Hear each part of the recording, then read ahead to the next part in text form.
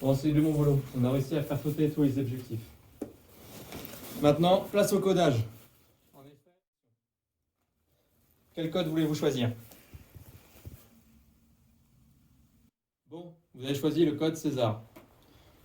Donc, comme son nom l'indique, le code César est utilisé par César, notamment pour transcrire ses messages militaires, comme avec Cicéron.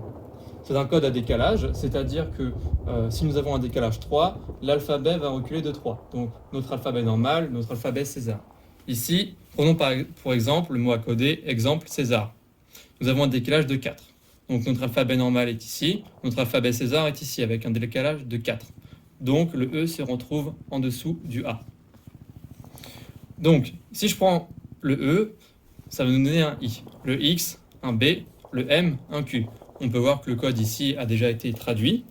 On peut voir que le I est bien en dessous du E, le B est aussi en dessous du X, etc.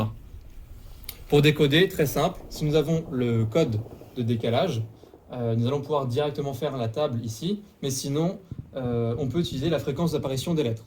En effet, on est censé savoir que le E apparaît le plus, puis après le A, puis le I.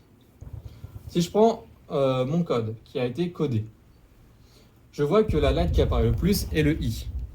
Donc je vais mettre le I en dessous du E. Et je vais écrire mon alphabet. Donc on peut voir qu'ici ça va fonctionner, puisque le I se retrouve bien en dessous du E, comme nous avons pu le voir avant.